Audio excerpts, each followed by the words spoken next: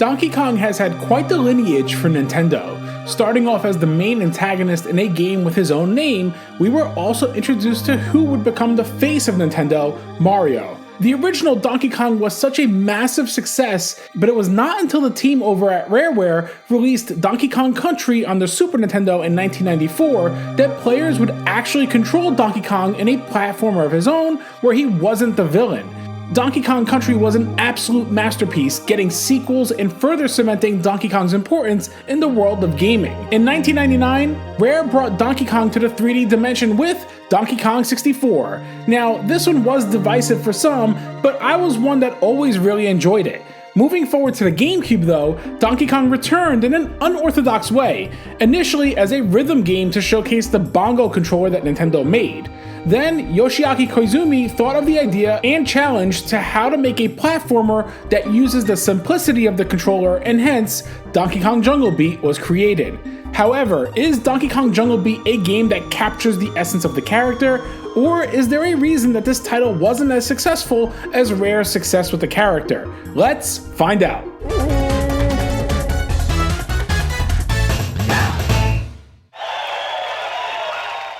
Donkey Kong Jungle Beat's story, well, there's not much of a story at all here, to be honest. Basically, you progress through various fruit-themed kingdoms, build back the banana stockpile, and fend off against evil Kongs at the end of each kingdom. Even the manual itself doesn't provide any plot or synopsis. But that's okay, as Donkey Kong Jungle Beat is all about the gameplay. Donkey Kong Jungle Beat does feel like a return to Donkey Kong Country's roots in some ways, being that it is a 2D platformer. However, as mentioned, it is one that is compatible with the DK bongos and designed with that controller in mind. You will go through various kingdoms, each containing 2 platforming levels and a boss fight at the end of that kingdom. Going through levels, the object is to collect as many bananas as possible throughout, and bananas will not only act as your score, but also your health meter. Taking damage will cause you to lose some bananas, but to be fair, the game is very forgiving with just how many bananas you will lose upon contact, especially due to the control style being so unique. So, how do you play a 2D platformer with this controller, you ask? Well, you'll hit the left bongo to go left, the right bongo to go right, hit both simultaneously to jump, and clap your hands to interact with the environment.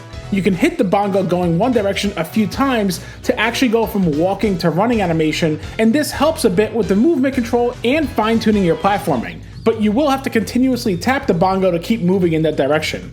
And to clarify a misconception about this game, yes, you can actually play the entire game using a traditional GameCube controller if you don't have the bongo controller, but more on that in a bit. Utilizing the bongo controller though, you will still be able to pull off various moves. Donkey Kong can do backflips, ground pounds, jump off of walls, jump off of vines, swim underwater, use a gliding creature, control a bird that he holds onto to gain altitude, kick objects, and of course, beat the pulp out of his enemies. So doing a backflip, for example, will have you gain momentum in one direction, then you'll have to hit the bongo that goes in the opposite direction, and then hit both bongos to jump. Doing so, you'll notice that Donkey Kong now gains a lot more altitude when doing his backflip. Or swimming, for example, will be a little bit more timing oriented, where you can hit either the left or right bongo in a slower rhythm to go left or right in a straight direction, or hit either bongo rapidly to descend further underwater in the direction that you hit the bongo. Pressing both bongos at the same time would have DK surface the water. It may sound unorthodox, and the game's control scheme very much is, but it's incredibly impressive how well it all works. Then there's the clapping aspect. When you clap, DK claps, which you'll notice 2 audio rings appear around DK. The closer ring shows that DK can grab objects within this radius, while the larger ring will impact certain elements in that radius, like stunning enemies or popping bubbles that have bananas encased in them. Additionally, clapping will allow DK to grab those bananas within the small radius that he has, and if you grab bananas this way as opposed to running into them, they're actually worth double the value. If there are bananas closer together, he will automatically grab anything within that radius and it'll add to your combo, and this is really satisfying to see in action. Clapping may have other aspects too, and it's basically just your interact button overall. Even during the boss fights, if it's a one-on-one fight, if you clap, you'll dodge incoming attacks, for example. As you play through the game, you'll be clapping quite a bit, and even the devs were aware of this. So, if your hands are hurting, you can also just tap the silver rings around the bongo controller to register clap actions as well. Controls with the bongos are very much a case of easy to learn, hard to master, and makes for a very engaging gameplay experience that demands multiple playthroughs of levels. Now, earlier I mentioned that you can play this with the GameCube controller, and while that's fine, you could tell the game was obviously not designed for that in mind, but rather feels like an afterthought in case you don't have the bongo controller. You'll use the analog stick to simulate hitting the bongos, so you have to hit the analog stick left and right to start moving, and you'll keep pressing the B button while going that direction to start running. The A button will let you jump, and pressing it again will let you do a ground pound, and the C stick is actually your clap mechanic. Pressing anywhere on the C stick, DK will do his clap. However, when it comes to actually punching enemies, this never feels natural because you have to slap the analog stick left and right, but it doesn't register as fast as actually hitting the bongos. So just know that even though the controller option is there, it's definitely not the way I recommend it, but it's still very much playable that way.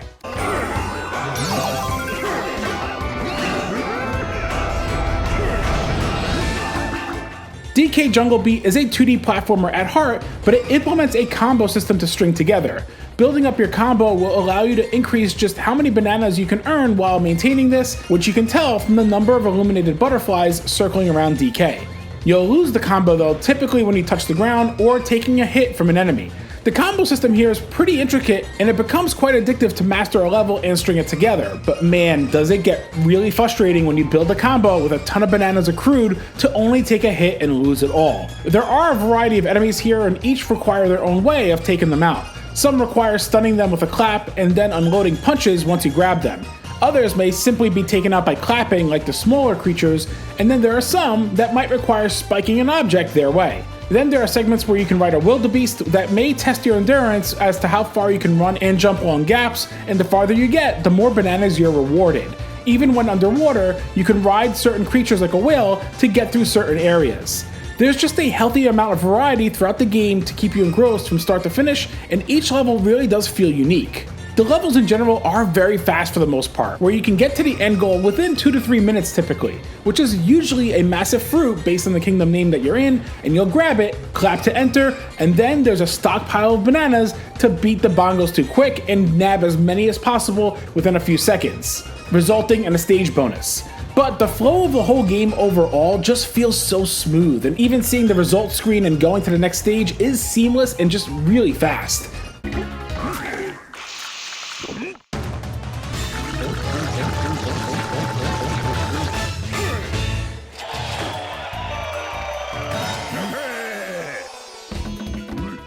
Upon completing a kingdom, depending on how many bananas you have, will determine if you're awarded crests. There are bronze, silver, and gold crests to obtain, but for the truly devoted, there are platinum crests which will require the utmost skill. Boss battles are a blast in this game as well, offering a nice variety within the fights themselves.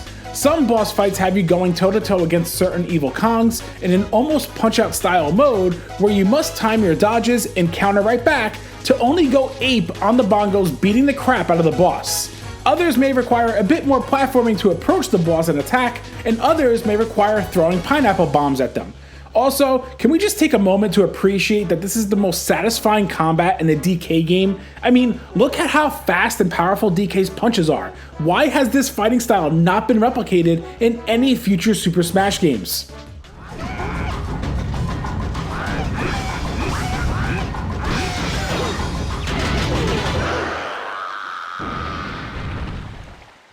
Upon completing DK Jungle Beat, you will actually open up access to more kingdoms to tackle as long as you've earned enough crests to unlock them.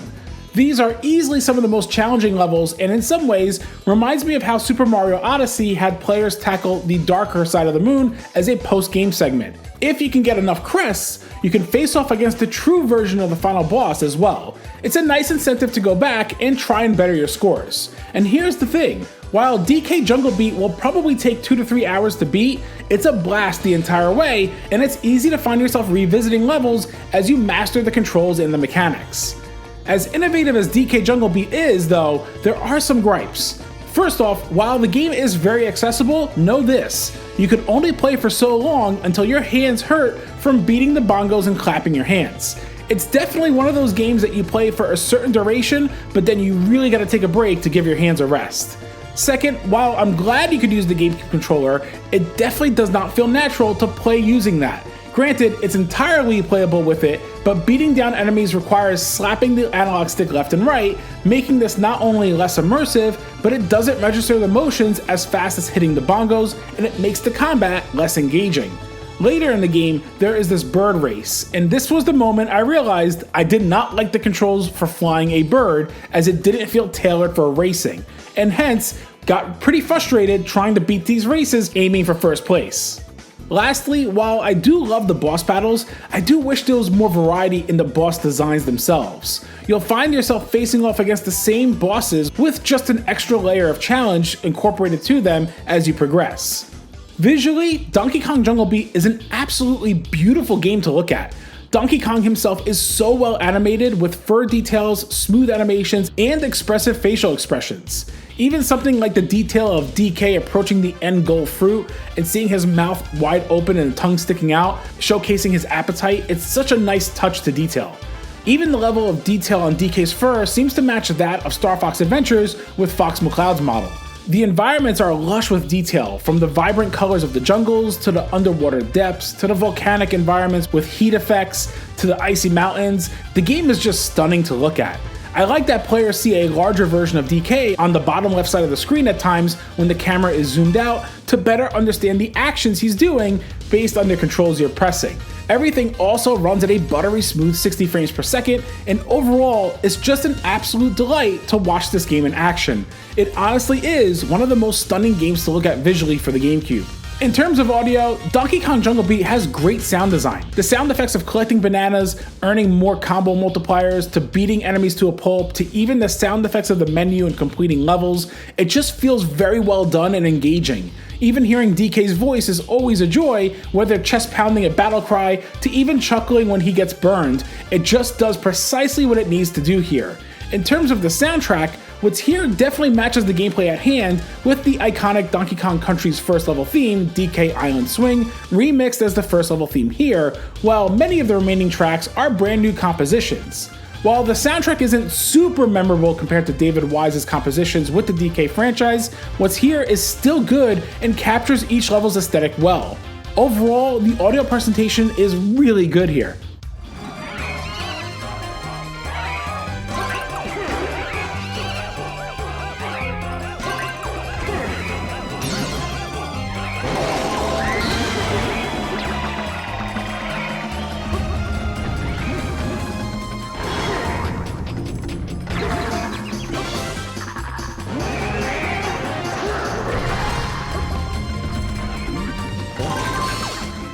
Donkey Kong Jungle Beat is easily one of the most innovative gaming experiences on the GameCube, bar none.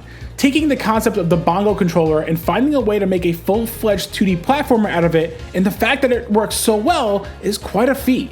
While the controls do take a bit of practice to truly grasp and make yourself look good playing it, it is also very accessible to just pick up and play regardless. This title did get a re-release for the Wii under the new Play Control lineup of GameCube games using the Wiimote motion controls, and there are a few differences in that version, like easier progression, more enemies on screen, and naturally, the use of the motion controls that work very well also. But there is something about playing this with the bongo controller that makes it more of an experience. If you never played DK Jungle Beat, I really do recommend you check it out, as it is severely slept on, but it is a brilliant game. The gameplay is incredibly fast-paced and demands multiple runs to continue to perfect it. With its gorgeous visuals, great audio, innovative control scheme, and addictive gameplay, Donkey Kong Jungle Beat is a game I cannot recommend enough.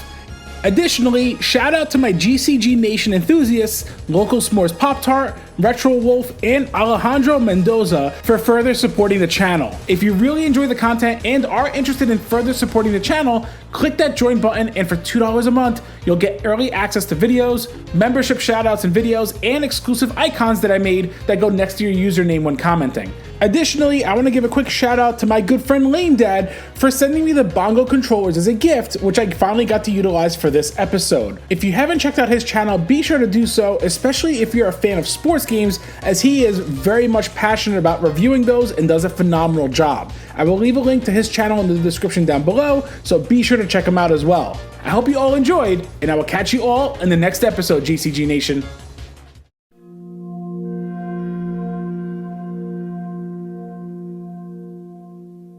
You